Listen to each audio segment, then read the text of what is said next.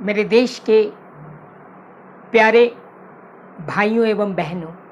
माताओं एवं बुजुर्गों एवं नन्हे मुन्ने प्यारे बच्चों,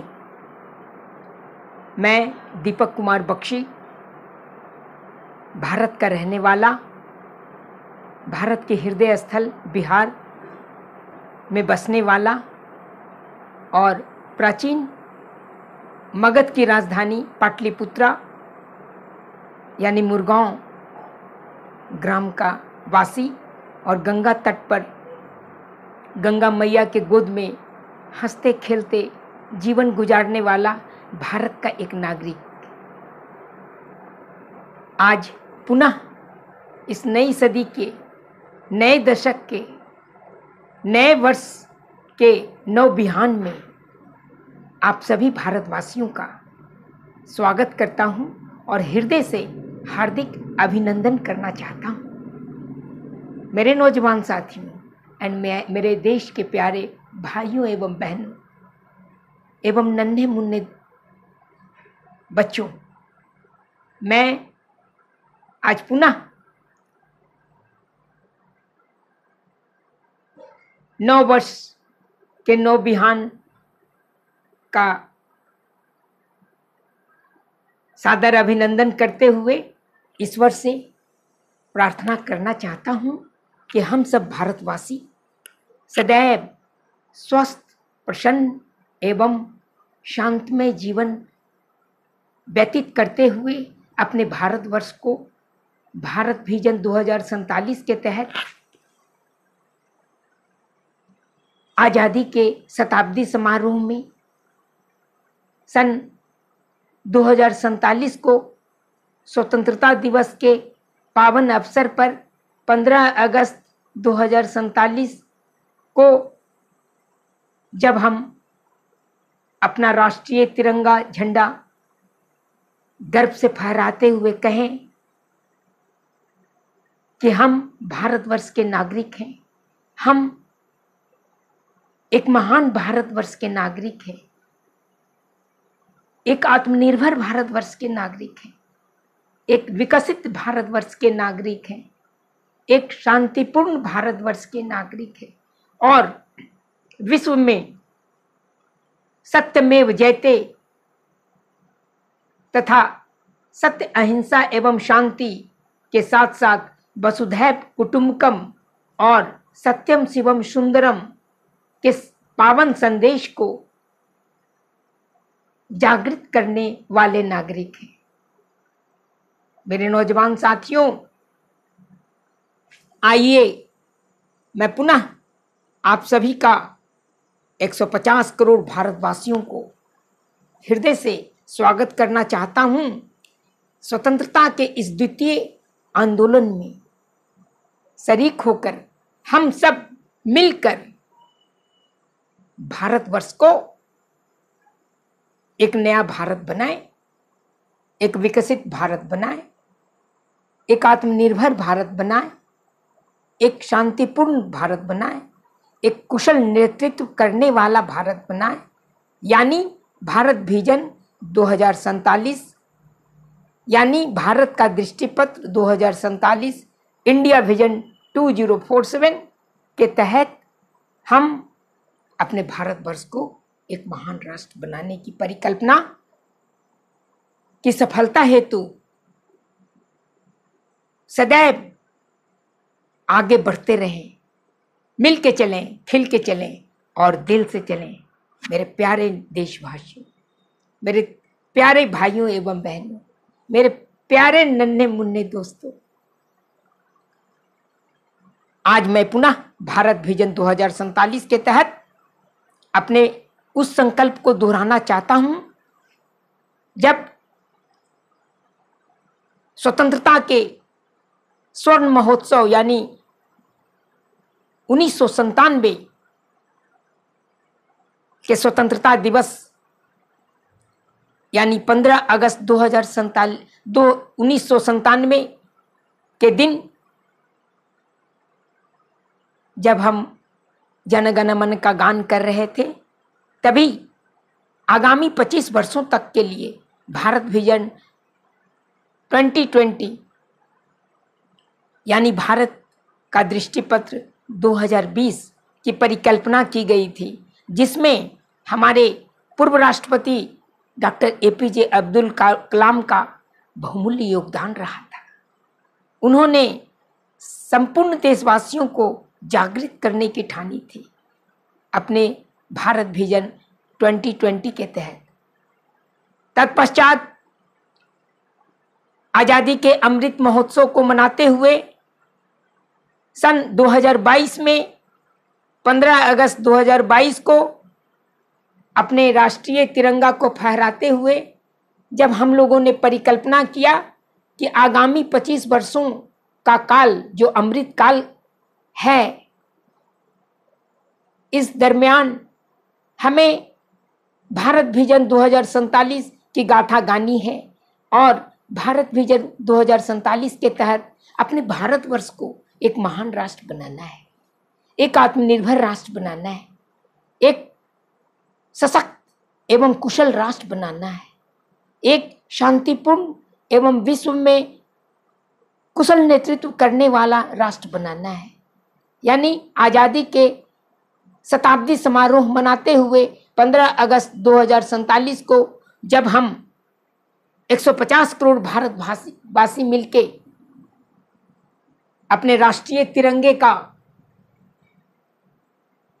फहराते हुए जन गण मन का गुणगान करेंगे, तब हम गर्व से कहेंगे कि हम भारतवर्ष के नागरिक हैं, हम एक सशक्त एवं कुशल भारत के नागरिक हैं, हम एक आत्मनिर्भर भारत के नागरिक हैं,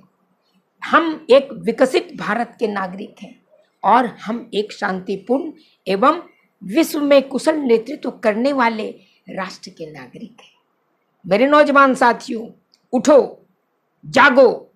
और तब तक न रुको जब तक कि पवित्र लक्ष्य की प्राप्ति न हो जाए। ऐसा हमारे स्वामी विवेकानंद जी ने आह्वान किया था। उसी तरह जिस तरह हमारे गांव में कहावत है, उठ जाग मुसाफिर भोर भय, अब रैन कहाँ तू सोबत है, जो सोबत है सो खोबत है और जो जागत है सो पावत है। यानी यूनान, मिस्र, रोमा सब मिट गए जहां से, कुछ बात है कि हस्ती मिटती नहीं हमारी, सदियों रहा है दुश्मन दौरे जहां हमारा, सारे जहां से अच्छा हिंदुस्तान हमारा, सारे जहां से अच्छा हिंदुस्तान हमारा, हम बुलबुलें हैं इसकी एक गुलसिता हमारा, सारे जहां से अच्छा हिंदुस्तान हमारा। मजहब नहीं सिखाता आपस में बैर रखना, हम बुलबुलें हैं इसकी एक गुलसिता हमारा, सारे जहां से अच्छा हिंदुस्तान हमारा। मेरे नौजवान साथियों, आइए स्वतंत्रता के द्वितीय आंदोलन में सम्मिलित होकर हम भारत विजन 2047 के तहत अपने प्यारे भारतवर्ष को एक महान राष्ट्र बनाने का संकल्प लें, एक कुशल राष्ट्र बनाने का संकल्प लें, एक आत्मनिर्भर और विकसित राष्ट्र बनाने का संकल्प लें और विश्व में पुनः गुरु कहलाने वाला राष्ट्र बनाने के लिए संकल्प लें और भारत विजन 2047 के तहत अपना तन मन धन अपने देश के प्रति न्यौछावर करने का तमन्ना रखते हुए हम आगे बढ़ें, मिल के चलें, खिल के चलें और दिल से चलें। मेरे नौजवान साथियों, आपको मालूम ही होगा कि भारत विजन 2047 के तहत हम लोगों ने जो 10 महत्वपूर्ण बिंदु प्रतिपादित किया है, 10 महान लक्ष्य को प्रतिपादित किया है, 10 महान उद्देश्यों के तहत जो आगामी 25 वर्षों का परिकल्पना किया है, वो 10 बिंदु हैं। पहला, एकता एवं अखंडता का। दूसरा, कृषि एवं उद्योग का। तीसरा, विज्ञान एवं प्रौद्योगिकी का। चौथा, शिक्षा एवं स्वास्थ्य का। पांचवा, शांति एवं संरक्षा का। छठा, विकास एवं प्रबंधन का। सातवां, रणनीति एवं अंतरिक्ष विकास का। 8वां ऊर्जा एवं अर्थव्यवस्था का, 9वां पर्यावरण एवं पारिस्थितिकी का, एवं 10वां जो सबसे महत्वपूर्ण विधा है विरासत और आनंदमय जीवन का, प्रसन्नता, आत्म विभोर होने का। यानी हमारे भारत विजन 2047 के तहत जो 10 महत्वपूर्ण उद्देश्य प्रतिपादित किए गए हैं, जिसे हम 10 कमांडमेंट्स भी कहते हैं। एकता, अखंडता यानी यूनिटी एंड इंटेग्रिटी, कृषि एवं उद्योग यानी एग्रीकल्चर एंड इंडस्ट्री, विज्ञान एवं प्रौद्योगिकी यानी साइंस एंड टेक्नोलॉजी, शिक्षा एवं स्वास्थ्य यानी एजुकेशन एंड हेल्थ, शांति एवं संरक्षा यानी पीस एंड ट्रैंक्विलिटी, प्रबंधन, विकास एवं प्रबंधन यानी डेवलपमेंट एंड मैनेजमेंट, रणनीति एवं अंतरिक्ष यानी स्ट्रेटजी एंड स्पेस, ऊर्जा एवं अर्थव्यवस्था यानी एनर्जी एवं इकोनॉमी, पर्यावरण एवं पारिस्थितिकी यानी इकोलॉजी एंड एनवायरनमेंट, और विरासत एवं आत्ममुग्धता, प्रसन्नता का भाव यानी हेरिटेज एंड हैप्पीनेस। ये 10 महत्वपूर्ण जो बिंदु, उद्देश्य और लक्ष्य प्रतिपादित किए गए हैं और जिस पर हम लोगों ने 2022 से चलना प्रारंभ किया है। अभी विभिन्न पड़ावों से हमें गुजरना है और आने वाले 25 वर्षों में 2 वर्ष बीत चुके हैं, 23 वर्षों में यानी भारत के आज़ादी के शताब्दी समारोह मनाते हुए हम गर्व से कहेंगे कि हम भारत विजन 2047 के परिकल्पना को साकार करने में सफल हुए हैं और अपने भारतवर्ष को एक महान राष्ट्र बना चुके हैं। अपने भारतवर्ष को एक विकसित राष्ट्र, एक कुशल राष्ट्र, एक आत्मनिर्भर राष्ट्र, एक शांतिपूर्ण राष्ट्र बनाने हेतु हम अपना सर्वस्व न्यौछावर करने का कृत संकल्प लें। आइए मेरे नौजवान साथियों, हम सब मिल के चलें, खिल के चलें और दिल से चलें। आपको मालूम होगा, किसी भी परिवार, किसी भी समाज, किसी भी देश में एकता और अखंडता का होना अति अनिवार्य है, क्योंकि जब हम एक होंगे तभी हम अनेक होंगे। फिर ये विशाल देश, विषमताओं से भरे एकता का देश, भिन्न भिन्न धर्मों, जाति, क्षेत्र और भाषा का देश, इन सभी में हमें एक सूत्र में बांधने की परिकल्पना करना होगा। जैसा कि हमारे संविधान के तहत जो हमारे कर्तव्य और अधिकारों की परिभाषा व्यक्त की गई है और हमारे गौरवशाली सभ्यता एवं संस्कृति के तहत गौरवशाली वर्तमान और गौरवशाली आने वाला भविष्य भी जो निर्भर है, उसके तहत हम अपनी एकता और अखंडता को प्रज्वलित करके रहेंगे। 150 करोड़ भारतवासी के दिल को एकजुट करके एकता के सूत्र में और अखंडता के सूत्र में पिरोना हमारा कर्तव्य है और इस कर्तव्य पथ पर हमें आगे बढ़ना है। जब हम एक होंगे तभी हम एक विकसित भारत की परिकल्पना को साकार करने में सक्षम हो सकते हैं। मेरे नौजवान साथियों, किसी भी देश का, विशेषकर भारत जैसे कृषि प्रधान देश का, कृषि में विकास अनिवार्य है। साथ ही साथ उद्योग में सफलता भी उतना ही अनिवार्य है जितना में कृषि में विकास। आपको मालूम ही होगा, हमारे देश की आत्मा गांवों में बसती है और गांव की सोंधी मिट्टी में क्या किसान और क्या नौजवान, क्या गर्मी, क्या बरसात और क्या जाड़े की ठिठुरन सभी को सहते हुए खेतों में जब फसलों की तादाद मचलती है, उसमें से गेहूं, धान और विभिन्न प्रकार के फसलों, सब्जियों, फलों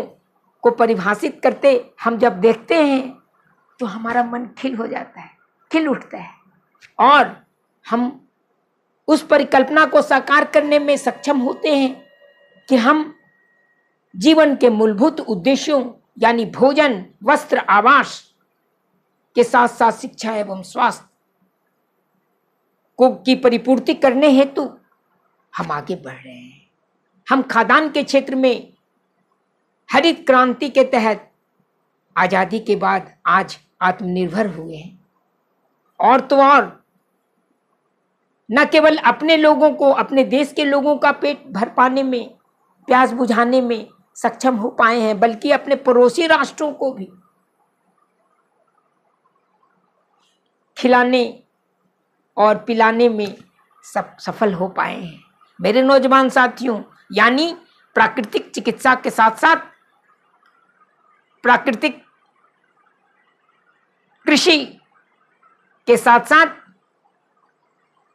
आधुनिक कृषि यानी वैज्ञानिक कृषि का भी होना अति अनिवार्य है, और हमें कृषि के उत्पादकता को प्रति एकड़ आगे बढ़ाना होगा। तभी हम इतने बड़े विशाल देश में खाद्यान्न के क्षेत्र में, प्राकृतिक संसाधनों के क्षेत्र में, क्षितिजल पावक गगन समीरा के क्षेत्र में आगे बढ़ पाएंगे। मेरे नौजवान साथियों, कृषि के साथ साथ उद्योग की सफलता एक विकसित देश के लिए अति अनिवार्य पहलू है। गांवों के कुटीर उद्योगों से लेकर शहरों के मध्यम उद्योग और महानगरों के बृहत उद्योग, चाहे वो भारत सरकार का परियोजना के तहत हो, चाहे राज्य सरकार के परियोजना के तहत हो, सभी में हमें उद्योग की सफलता आधुनिक विज्ञान एवं तकनीकी के सहारे करना है, ताकि हम अपने नौजवानों को, अपने बेटे बेटियों को रोजगार का सृजन कर पाएं, रोजगार मुहैया कर पाएं, अपने बच्चों को आने वाले दिनों में एक सफल समाज, एक आधुनिक समाज और एक सशक्त समाज के साथ साथ आधुनिक, सशक्त एवं कुशल परिवार, और तो और आधुनिक, सशक्त एवं कुशल देश बनाने में साकार हम हो पाएं, सफल हो पाएं, ऐसी मेरी परिकल्पना है। आज हम औद्योगिक क्रांति की ओर आगे बढ़ चले हैं, और दुनिया के विकसित देशों में हम विभिन्न उद्योगों के क्षेत्र में आगे बढ़ने को ललायित हैं। तो हम एक महान राष्ट्र, एक विकसित राष्ट्र, एक आत्मनिर्भर राष्ट्र की परिकल्पना को साकार करने हेतु हम लोग मिलके कृषि एवं उद्योग के क्षेत्र में आगे बढ़ें। अभी बहुत कुछ करना बाकी है मेरे साथियों, तभी हम भारतवर्ष को एक महान राष्ट्र बना पाए। मेरे नौजवान साथियों, जैसा कि मैंने पहले भी कहा है, विज्ञान एवं प्रौद्योगिकी के क्षेत्र में सफलता एक विकसित एवं समृद्ध कुशल देश की परिकल्पना है, और भारत के लिए तो अति अनिवार्य है। आजादी के बाद से ही हम लोग विज्ञान एवं प्रौद्योगिकी के क्षेत्र में आगे बढ़ने को तत्पर हैं, और आजादी के 75 वर्षों के बाद भी हम लोग और आगे बढ़ने की तमन्ना रखते हुए न केवल प्राकृतिक प्राचीन विज्ञान की परिभाषा को सफल बनाने में सक्षम हो पाए हैं, बल्कि आधुनिक विज्ञान एवं तकनीकी जैसे संचार क्रांति, सूचना तकनीक, रोबोट क्रांति, और तो और कृत्रिम बुद्धिमत्ता से लेकर मशीनों पर आधारित, आधुनिक तकनीक पर आधारित इंजीनियरिंग यानी अभियंत्रणा पर आधारित जो हम लोगों ने तंत्र विकसित किया है उसे और आगे बढ़ाना है। तभी हम सच्चे अर्थों में भारतवर्ष के एक महान नागरिक के रूप में गिने चुने जाएंगे और तभी हम भारत को एक विकसित राष्ट्र बनाने में सफल हो पाएंगे। मेरे नौजवान साथियों, शांति एवं संरक्षा के पहले स्वास्थ्य एवं शिक्षा का होना भी अति अनिवार्य है किसी भी विकसित, किसी भी कुशल देश के लिए। जब हम स्वस्थ होंगे, जब हम प्रसन्न होंगे, जब हम तन मन और धन यानी संसाधन से परिपूर्ण होंगे, तभी हम एक कुशल परिवार, कुशल समाज और कुशल देश को गढ़ने में सक्षम हो पाएंगे। यानी स्वास्थ्य के क्षेत्र में हम काफी विकसित हुए हैं, लेकिन आधारभूत संरचना का विकास अभी और करना है। गांवों के प्राथमिक चिकित्सा केंद्रों से लेकर शहरों के अस्पताल, मेडिकल कॉलेजों और महानगरों के आयुर्विज्ञान संस्थानों, आयुष एवं प्राकृतिक चिकित्सा केंद्रों तथा चिकित्सा से जुड़े अन्य विधाओं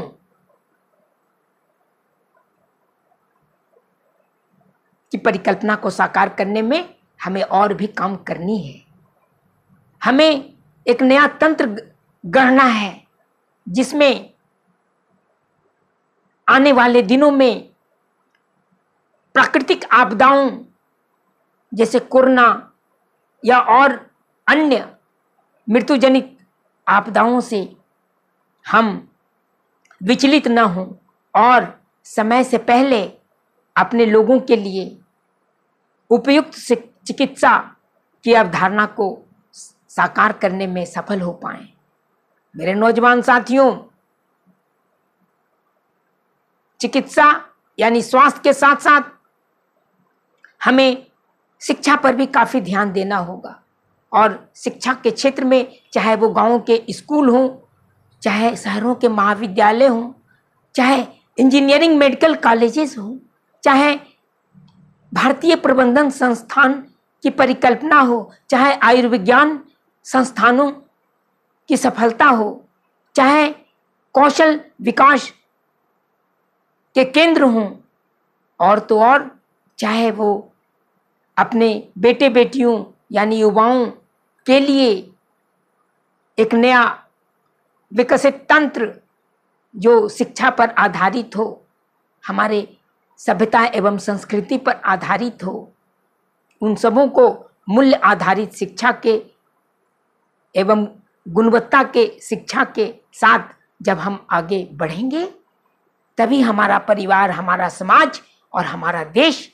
एक शिक्षित, सुसंस्कृत और सभ्य कहा जाएगा और तभी हम अपने भारतवर्ष को एक महान राष्ट्र बना पाएंगे, एक विकसित राष्ट्र बना पाएंगे, एक आत्मनिर्भर एवं कुशल राष्ट्र बना पाएंगे और एक शांतिपूर्ण राष्ट्र बना पाएंगे। मेरे नौजवान साथियों, आपको मालूम ही होगा किसी भी समाज, किसी भी परिवार और किसी भी राष्ट्र के लिए शांति एवं संरक्षा का होना अति अनिवार्य है। आज विश्व में युद्ध की विभीषिका से लोग विचलित हैं, त्राही त्राही मानव जाति कर रहा है। हमें युद्ध की नहीं, आज बुद्ध की जरूरत है जिसमें करुणा का संसार हो, जिसमें सेवा का संसार हो, जिसमें सहभागिता एवं कुशलता का संचरण हो। आज बातचीत का अवसर ढूंढना होगा, न कि लड़ाई झगड़े का, न कि असहमति का। हमें असहमति के बीच में भी सहमति के बिंदुओं को चुनकर आगे बढ़ना होगा और न केवल अपने परिवार में, अपने समाज में, अपने देश में, बल्कि संपूर्ण विश्व में शांति एवं संरक्षा का अलग जगाना होगा। तभी हम एक भारतवासी कहलाने का गर्व महसूस कर सकते हैं और तभी मानव जाति की सेवा हम करने में सफल हो पाएंगे और तभी भारत विजन 2047 के तहत हम अपने देश को एक विकसित, कुशल, शांतिपूर्ण और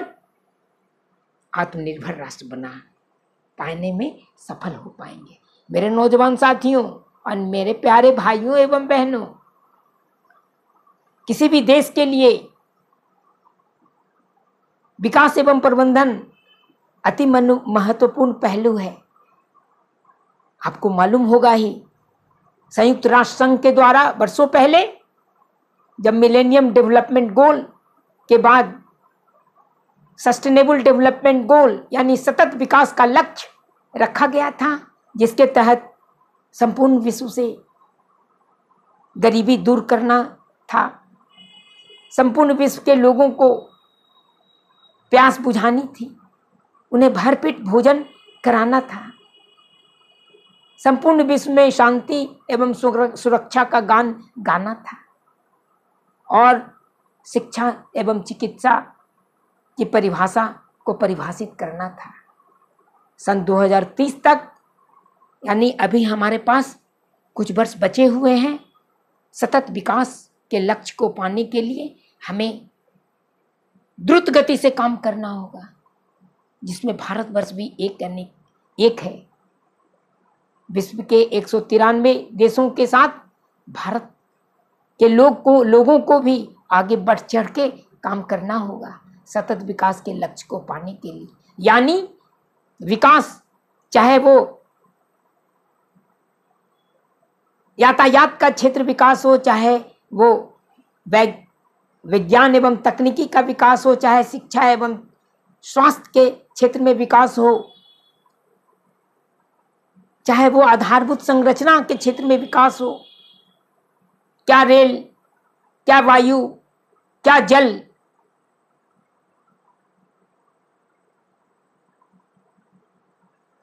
क्या सड़क, पथ, सभी के क्षेत्र में हमें आधुनिक यातायात की व्यवस्था करनी होगी ताकि लोग एक जगह से दूसरे जगह सरलता से जा पाएं और मिल सकें और एक विकसित राष्ट्र की परिभाषा को गढ़ सके। मेरे नौजवान साथियों, उसी तरह सतत विकास एवं समावेशी विकास के साथ साथ सतत एवं समावेशी प्रबंधन का भी होना उतना ही अनिवार्य है जितना कि सतत विकास का होना। हमें अपने लोगों को, साथ ही साथ विश्व के संपूर्ण लोगों को प्राकृतिक आपदाओं से बचाना होगा, उसके उपाय करने होंगे, चाहे वो भूकंप हो, चाहे वो चक्रवात हो, चाहे वो अग्नि का क्षेत्र हो, चाहे वो गर्म हवा और ठंडक हवा का आपदा हो, चाहे वो बाढ़ और सुखाड़ का प्राकृतिक आपदा हो। सभी के क्षेत्र में हमें कुशल प्रबंधन से आगे बढ़ना होगा और आधुनिक तकनीकी के बलबूते न केवल अपने भारत के 150 करोड़ लोगों को सुरक्षा प्रदान करना होगा, बल्कि संपूर्ण विश्व के लोगों के हित में हमें काम करने होंगे। तभी हम भारत विजन 2047 के तहत अपने भारतवर्ष को एक महान राष्ट्र बना पाएंगे। मेरे नौजवान साथियों, कुशल रणनीति और अंतरिक्ष में विकास एवं अनुसंधान आज विश्व की आवश्यकता है। कुशल रणनीति के सहारे अपने भारतवर्ष के भूभाग को, चाहे जल हो, थल हो, नभ हो, आकाश हो, पताल हो, यहाँ तक कि अंतरिक्ष के क्षेत्र हो, सभी में अपने विशाल सीमाओं को, चाहे हिमालय का दुर्गम क्षेत्र हो, चाहे हिंद महासागर, अरब सागर और बंगाल की खाड़ी का जल क्षेत्र हो, सभी से सुरक्षा अपने भारतवर्ष के लोगों को करना होगा, जिसके लिए कुशल रणनीति की आवश्यकता अति महत्वपूर्ण है। साथ ही साथ अंतरिक्ष के क्षेत्र में विकास एवं अनुसंधान के सहारे जिस तरह हम आजादी के बाद इतना सफल हो पाए हैं, इसरो जैसे संस्थाओं के साथ, यानी भारतीय अंतरिक्ष अनुसंधान संस्थान के कदम से कदम मिलाते हुए जब हम चंद्रायन, सूर्यायन, भारतीय अंतरिक्ष स्टेशन और तो और चंद्रमा के सतह पर तिरंगा को फहराने का लक्ष्य स्थापित कर चुके हैं तथा सौरमंडल के विभिन्न ग्रहों पर भी हम लोग विकास एवं अनुसंधान के क्षेत्र में ललायित हैं, जिसके लिए आपको, हम लोगों को अंतरिक्ष के क्षेत्र में विकास अनुसंधान का कार्य करने में सफलता पाना होगा। मेरे नौजवान साथियों, ऊर्जा एवं अर्थव्यवस्था का क्षेत्र भी काफी महत्वपूर्ण माना गया है किसी भी देश के लिए विकसित होने के लिए, किसी भी संपन्न एवं संप्रभुत्व राष्ट्र होने के लिए। ऊर्जा के क्षेत्र में हम स्वतंत्रता के बाद से ही काफी विकसित हुए हैं, लेकिन हमें मानना होगा कि हम, चाहे वो पेट्रोल, डीजल या गैस का क्षेत्र हो, हम आत्मनिर्भर नहीं हो पाए हैं क्योंकि हमारे देश में वो नहीं है। हमें आयात पर आधारित होना पड़ता है। तो प्राकृतिक, पारंपरिक ऊर्जा का क्षेत्र के साथ साथ गैर पारंपरिक ऊर्जा के क्षेत्रों पर भी हमें विशेष ध्यान देना होगा। हमें आत्मनिर्भर बनना पड़ेगा और आधारभूत संरचना का विकास करना होगा, चाहे वो सौर ऊर्जा हो, चाहे वो पवन ऊर्जा हो, चाहे परमाणविक ऊर्जा हो, चाहे वो हरित ऊर्जा हो, चाहे वो जल ऊर्जा हो, और तो और चाहे वो हाइड्रोजन पर आधारित ऊर्जा हो। इन सभी ऊर्जा के क्षेत्र में हमें बढ़ चढ़ के आगे हिस्सा लेते हुए कठिन से कठिन परिश्रम करना होगा ताकि हम विकसित देशों की श्रेणी में आगे बढ़ पाएं और अपने भारतवर्ष को एक विकसित राष्ट्र बना पाने में सफल हो पाए। मेरे नौजवान साथियों,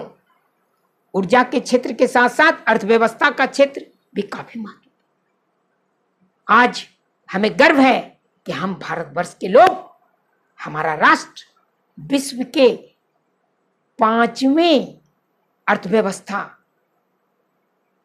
में कुशल राष्ट्र गिने चुने जाने वाला राष्ट्र बन पाए हैं। हमें गर्व है कि हमारा लक्ष्य विश्व के तीसरी अर्थव्यवस्था वाले राष्ट्र बनने को इच्छुक है और तो और सन 2047 तक हम विश्व में प्रथम अर्थव्यवस्था वाले राष्ट्र बन पाने में सफल होंगे, ऐसा मेरा विश्वास है। उसके लिए कठिन से कठिन परिश्रम करना होगा। अपने जीडीपी का विकास यानी सकल घरेलू उत्पाद का विकास प्रतिवर्ष 10 से लेके 20% करना हो। प्रति व्यक्ति आय 1 लाख से लेके 20 लाख प्रति व्यक्ति प्रति वर्ष करने का लक्ष्य स्थापित करना होगा। और तो और आज जो हम $5 ट्रिलियन अर्थव्यवस्था के लिए ललायित हैं, उसे बढ़ाकर हम अपने लक्ष्य को 5 से 10 और 20 यहां तक कि 30 से 35 ट्रिलियन डॉलर वाले अर्थव्यवस्था वाले राष्ट्र कहलाना पसंद करेंगे और उसके लिए हमें प्रयास करना होगा। मेरे नौजवान साथियों, तभी हम भारत विजन 2047 के तहत अपने भारतवर्ष को एक महान राष्ट्र। मेरे भाइयों एवं बहनों, किसी भी राष्ट्र के लिए पर्यावरण एवं पारिस्थितिकी के क्षेत्र में कार्य करना कुशलता का अनुभव है। जब हम पर्यावरण एवं विकास के मध्य संतुलन स्थापित करेंगे, यानी ऐसा विकास हो जो विनाश को नहीं लाए, ऐसा विकास हो जो टिकाऊ हो, प्रबंधन, कुशल प्रबंधन पर आधारित हो और मानवता के हित में हो। तो विकास एवं प्रबंधन, विकास एवं पारिस्थितिकी के बीच संतुलन स्थापित करते हुए हमें भारत विजन 2047 के तहत आधारभूत संरचना का विकास करना है और अपने लोगों को एक उन्नत भविष्य की ओर ले चलना है। यानी पर्यावरण एवं पारिस्थितिकी के संरक्षण, संवर्धन एवं संपोषण करते हुए अपने पृथ्वी माता के हरे भरे गोद में नदियों, पहाड़ों, झरनों के कलकल स्वर में और लहलहाते फसलों के बीच मुग्ध होते हुए हमें जीवन का क्षेत्र में आगे बढ़ना है। तो पर्यावरण एवं पारिस्थितिकी की परिकल्पना को साकार करने के लिए न केवल अपने परिवार, अपने समाज, अपने देश, यहां तक कि एशिया जैसे महादेश और संपूर्ण विश्व में अलग जगाना होगा और पर्यावरण एवं पारिस्थितिकी के प्रति जागरूक करना होगा लोगों को, ताकि हम जलवायु परिवर्तन जैसे विभीषिका से जूझने में सफल हो पाए, ताकि हम global warming and global cooling यानी भूमंडलीय उष्णता, भूमंडलीय ठंडक से निजात पाने में अपने लोगों को सफल करेंगे, ताकि हम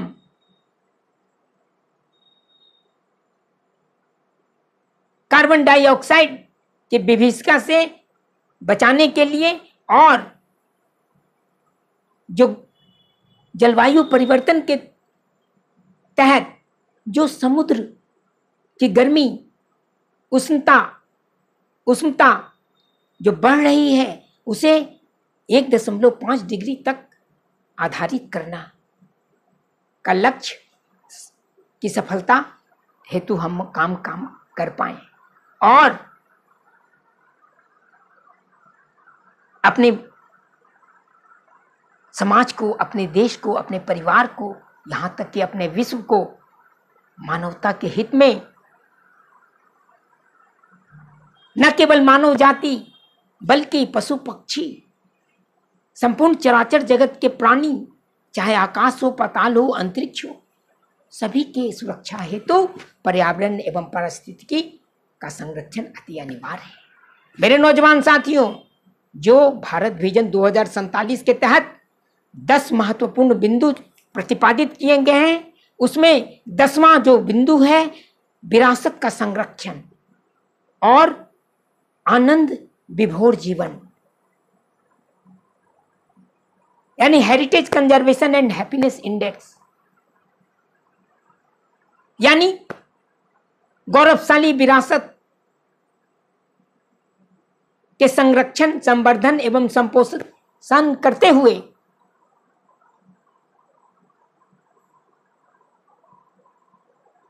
हम अपने वर्तमान को जागृत कर पाने में सफल हो पाए और अपने उज्जवल भविष्य, गौरवशाली भविष्य की परिकल्पना को साकार करने हेतु एकजुट होकर गर्व से कहें कि हम भारतवासी। मेरे नौजवान साथियों, विरासत का संरक्षण, विरासत चाहे वो हमारी सभ्यता और संस्कृति का हो, चाहे वो हमारी प्राचीन संयुक्त परिवार का हो, चाहे वो माता पिता का हो, दादा दादी का हो, नाना नानी का हो, विरासत जहां संयुक्त परिवार रूपी बगिया में भिन्न भिन्न तरह के फूल खिलते थे, जहां बच्चे उदास नहीं होते थे, वो विरासत का संरक्षण, चाहे वो संगीत, नृत्य और गीत का विरासत हो, चाहे वो पारिवारिक, सामाजिक एवं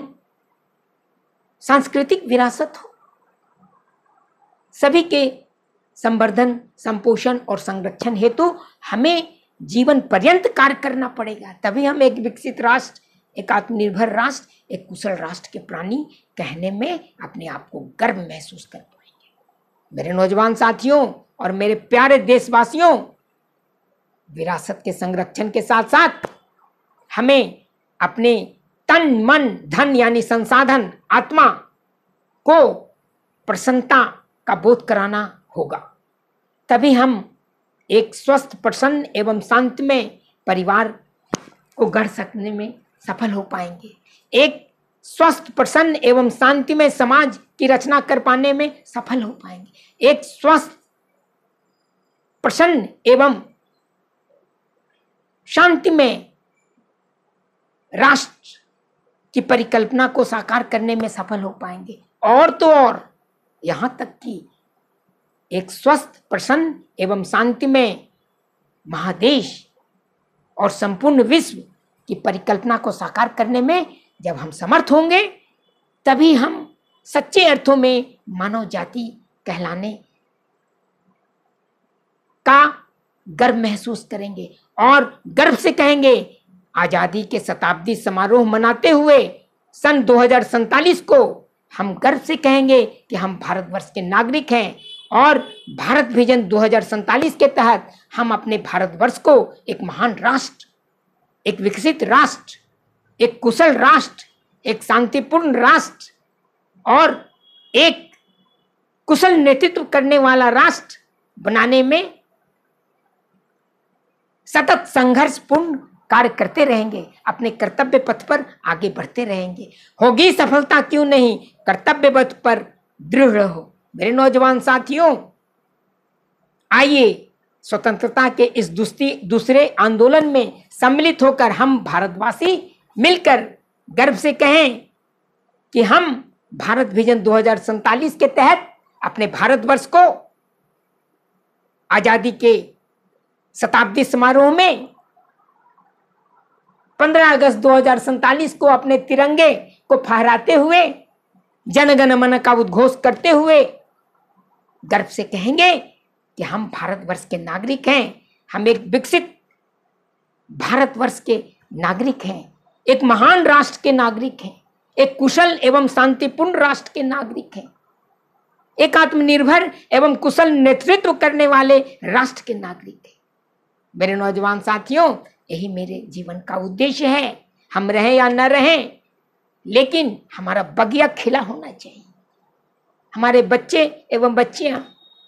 जरूर एक न एक दिन भारतवर्ष को एक महान राष्ट्र बनाने में सफल हो पाएंगे। और जो हमारा उद्देश्य, पवित्र उद्देश्य है, यानी भारत विजन 2047 के तहत अपने भारतवर्ष को एक महान राष्ट्र बनाने का, अपने भारतवर्ष को एक आत्मनिर्भर एवं कुशल राष्ट्र बनाने का, अपने भारतवर्ष को एक शांतिपूर्ण और कुशल नेतृत्व करने वाले राष्ट्र बनाने का, उसमें अपने पवित्र लक्ष्य में अवश्य सफल होंगे। आइए गर्व से कहें हम भारतवर्ष के नागरिक हैं। यही मेरी कामना है, यही आपकी कामना है, होनी चाहिए। मिल के चलो, खिल के चलो और दिल से चलो। मेरे नौजवान साथियों, सबके हृदय में सर्वदा